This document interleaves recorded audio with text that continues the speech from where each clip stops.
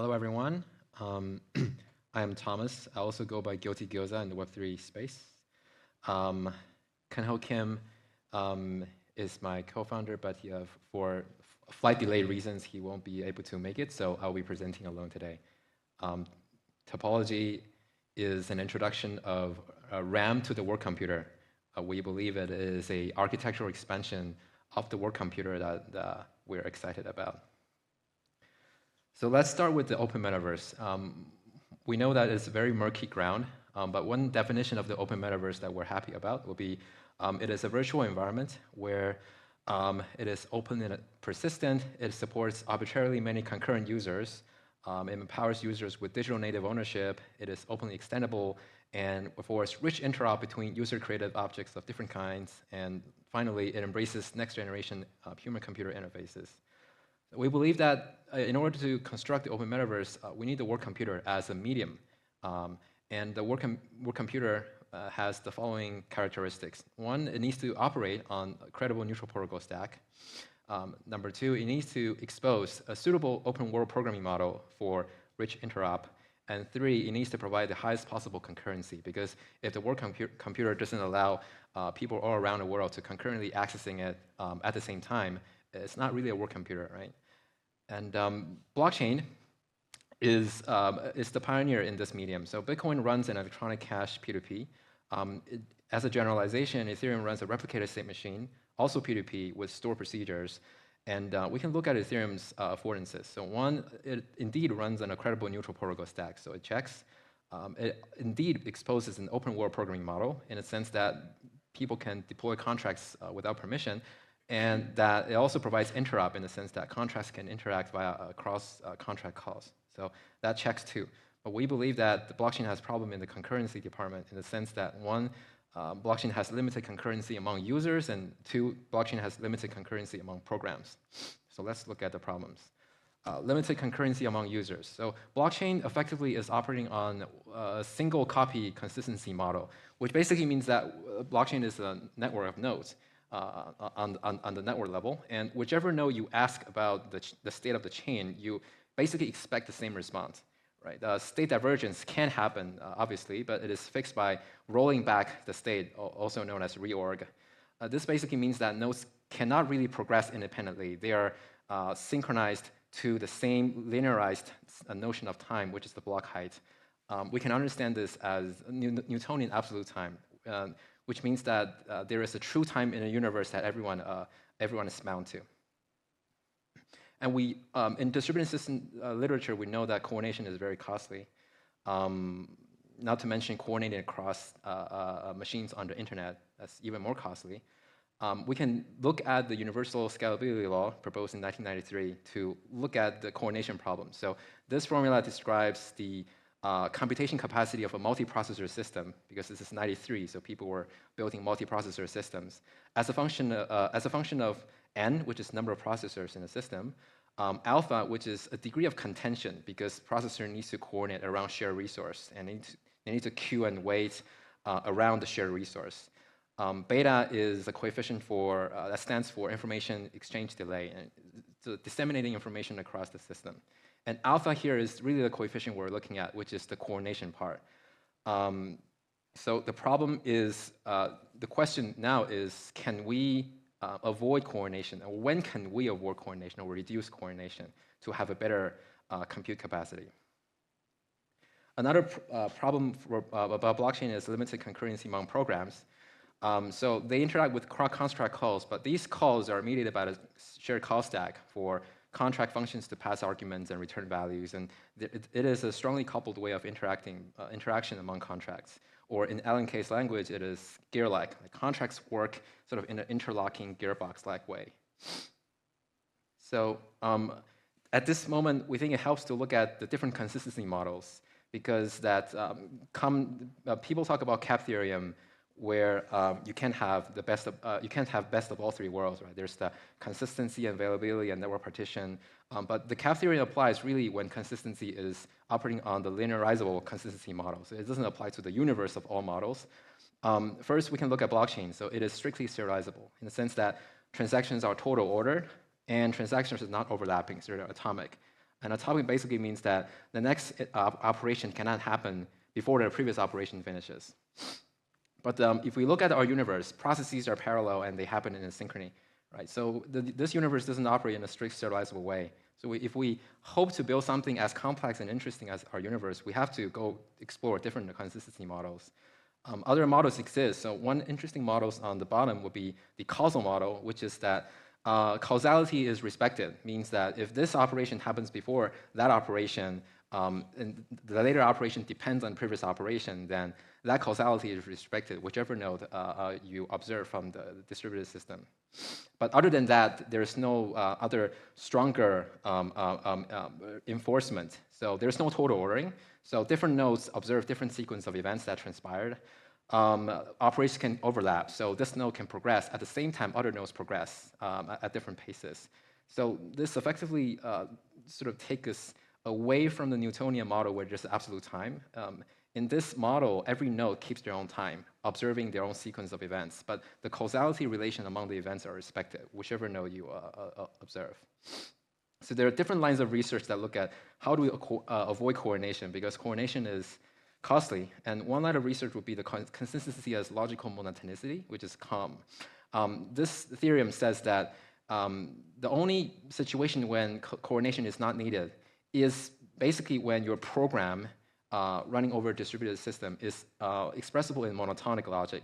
And monotonic logic basically is monotonic in the sense that if you have made progress and if you receive new information, the new information will never require you to unroll the progress you've already made. So you're only moving forward. You're never moving backward. So if you run a monotonic program, there's no reorg. Now, it's interesting to look at cryptocurrency programs. They are not monotonic, so that's the reason why this theorem doesn't apply. This theorem isn't really sort of helping we scale the blockchain or improve the blockchain, because blockchain is not executing monotonic programs. But this theorem tells us there's a different class of programs that we can run that's different from blockchain's kind of programs.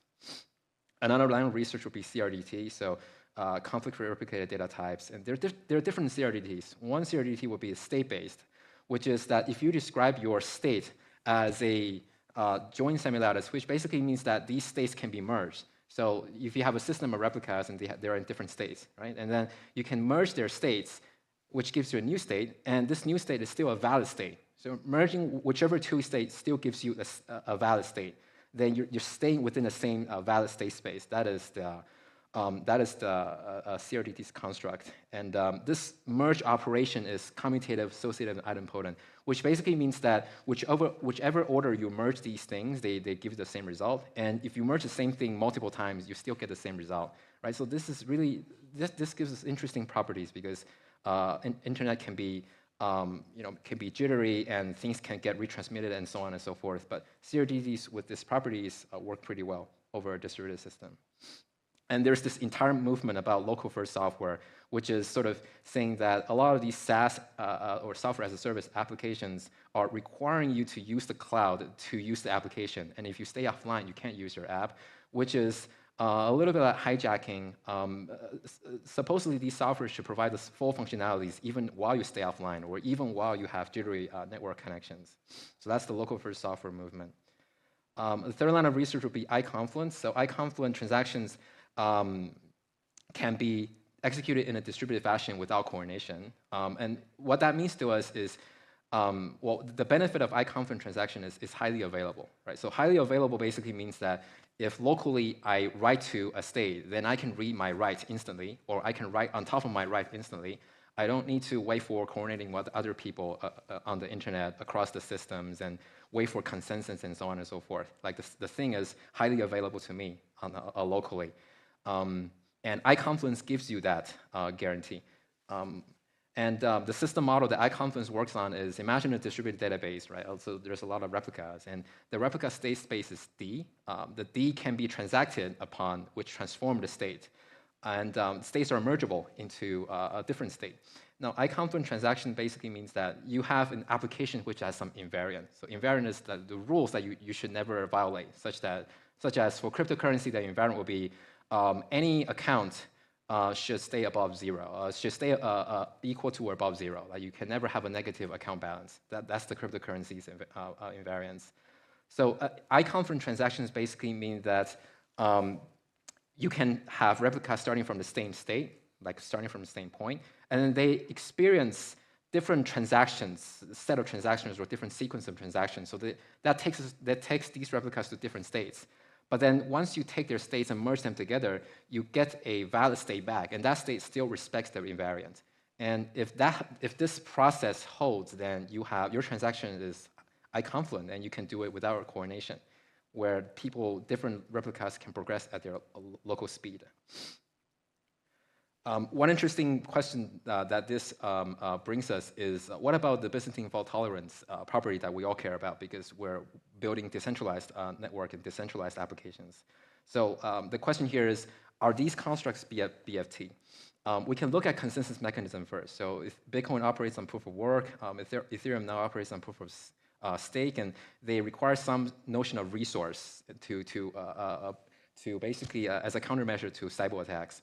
And for Tendermint-like systems, you would have basically have this sort of constraint that you would have no more than Byzantine nodes out of 3f+1 nodes in a network for the consensus to hold.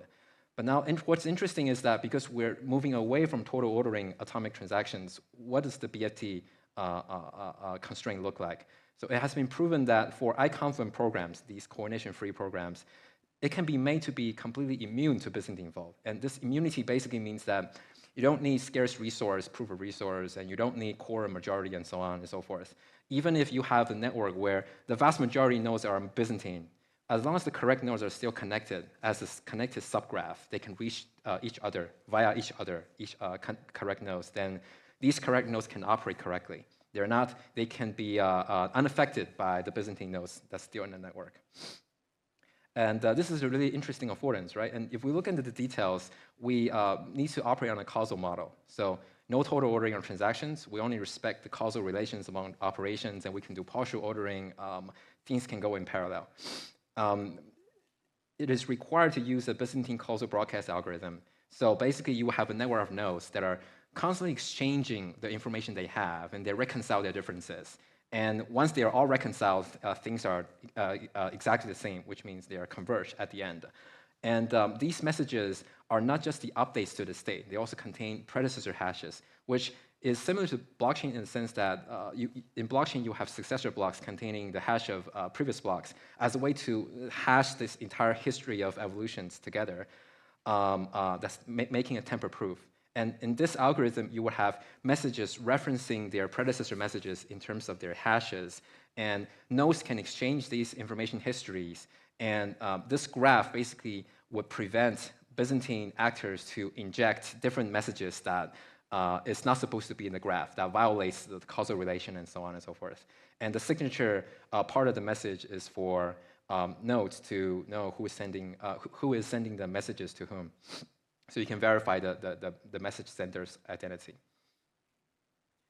And this diagram basically shows if you have two subgraph of this, basically the same causal graph, but because different nodes can progress differently, so they have different subgraphs. But once they're merged, you are guaranteed to get the same causal predecessor graph at the end. Another building block that we want to build on is message passing concurrency. So as opposed to contracts which interact with each other in a synchronous way, actual model gives us a different affordance. So actual model is basically objects are actors and they encapsulate their state. So other people cannot see my state. I am protected, just like cells with their cell membranes. And these actors talk to one another in a synchronous way, and they talk via passing messages. And if I throw a message at you, I don't need you to respond to me instantly. I throw a message at you, and you can respond to my message the moment you want to respond. So that's purely asynchronous. This model allows a much more biology-like concurrency and interoperability to be built on. Some references will be Smalltalk, Erlang Elixir, and there's a PhD thesis on live distributed objects in 2008 that operates on the same model. So now we're ready to talk about our proposal, which is an architectural expansion to the world computer by introducing the RAM. So we really see blockchain as hard disks. where smart contracts are programs that operate on top of the hard disks, and it's kind of slow. Well, it's actually really slow because consensus takes a long time to be coordinated across the internet. But blockchain gives us really nice guarantee, right? So orders are linearly ordered, and they're non-overlapping and so on. So that is a very different kind of memory than the RAM which we're proposing. So RAM is eventually consistent. So information propagation takes time. Different nodes that are interacting with the RAM can progress at their own pace, but they all converge at the end. So it's a very different kind of memory sort of offering as opposed to the hard disk offering. So really, this is an extension of the work computer, not trying to replace the blockchain, but complement what the blockchain is really good at. And in this diagram, you also see client-server applications. We have a lot of client-server applications on the web, and they provide different resources and services available. And we really envision these three different systems to work together. So the blockchain department is decentralized network for strictly consistent total order transactions. Client-server applications don't care about decentralization or BFT, but they provide a lot of useful things to us in our lives. And live objects and in the RAM are these message-passing actors where things are eventually consistent and things can be moving very fast. Like transactions are highly available on a local perspective. So the construct that we're proposing would be objects and signals. So objects talk to one another in signals, and this signal is basically the message passing, the message in the message passing. Signals are typed, so I can send you a typed signal, and if you don't handle the typed signal, it's actually fine. The system won't crash. Maybe there's like a fallback method for handling signals that you don't recognize, and that's fine. Signals are typed. They contain the ID of the recipient object that you're sending the signal to. They have payload, obviously. It's the thing that I want to tell you, the information. And it's being hashed and being signed over some signature scheme, self-contained in the signal, so that we can verify who's sending what to whom. And when it comes to replicated data types, we operate on a causal model, and we're doing things in a coordination way. And replicated data types that are correct is in a coordination-free way is known to be tricky. So it is known to be tricky that you can make some replicated data types and think it's correct, but it actually diverges in some corner cases, and we don't want that. So we think that it's safe for the protocol to provide a set of replicated data types for you to create the states. So you can look at the pseudocode where you will have a blueprint, which is kind of like a class in an object-oriented programming model, and then you can declare state variables, just similar to contract state in a contract. And these state variables are typed by the RDTs given by the protocol. So you will have atomic types and different kinds of types, map types and JSON types for more complex data structures. And then you would have functions that handle different type signals. So for example, I can receive a signal greeting that greets me, and I can mutate my object state, and I can reply with a different signal back to the object that sent me the signal. So this is roughly how the object and signals work and how the state variables work. A little bit more on the RAM network. So RAM network has a couple functionalities. One, it helps users tackle P2P because NAT problems can be tricky. So we can have a RAM networks that are connected P2P, but user nodes can hook in via client server. So user nodes don't have to navigate NAT problems. This RAM network is going to make the objects available. So anyone talk to any RAM network node can basically retrieve the objects of their interest. This RAM network also handles synchronization of these replicas because these objects are really replicated, right? And so they are being modified in all different directions. And so these modifications need to be synchronized. That's also the responsibility of the RAM network. And so we can look at a diagram to show roughly if Alice sends one signal to an object locally, then that object changes instantly locally. So you see the change instantly. And that update also is propagated through the RAM network and reaching Bob's machine on the other side, which then apply the state updates, which then allow Bob to see the object state changes in the application. And this diagram shows what if one object signals the other object. In the same way, the state changes will get propagated through the network peer-to-peer, and the other side will receive the state updates. So some applications that can be made here, one is a social network. Forecaster network, for example, in a simplified way, is implemented in this pseudocode where you have basically have a graph implemented as an object where you have RDTs representing adding posts, removing posts, adding reactions and removing reactions, and you have different functions for people to send signals to modify the Open Graph. We also think it is useful to run object to run machine learning in a decentralized way. So in 2011, there has been research proposing how to do stochastic gradient descent in a log-free asynchronized way. So we can apply that in our object and say, we have an object that holds a public good model where everyone can basically train the model at the same time, supplying different mini batches of training samples to the model. And these changes to the model will get merged eventually based on because of the RAM network. And the model will have good convergence guarantees because of the SGD guarantees. And finally, moving to Open Metaverse, we can build multiplayer worlds here, where the object represents the state where people participate and interact with one another, and functions of the world will allow people to interact with the world and interact with one another. Some interesting multiplayer worlds can be made. For example, community lobbies, where you will have lobby for your particular community. Characters can be portable as long as they adhere to some standards, and so on and so forth. And finally, an implementation plan that we do have is to have a starting layer 3 to supply the on-chain facilities for the RAM network. Because for the RAM network to operate correctly, we foresee functionalities that really need to be strictly serialized. And strictly serialized transactions are not going to be the affordance of the RAM network. So it has to be delegated to the blockchain. So that's how the starting layer 3 that we attempt to create will provide a system facilities, aka system contracts, to support the functionality of the RAM network. And also we foresee different objects to have a corresponding contract on a layer 3 that encapsulates the kind of programs they need to run in strictly serialized fashion. So RAM networks is where you do things in an eventual way, things move fast, but they don't have ordering, total ordering guarantees and so on, and non-overlapping guarantees. If you want that, you will have a corresponding object contract that does that for your object. And that's it. So if you're interested, we're actually looking for collaborators. So talk to us and find ourselves in the booth outside. And thank you.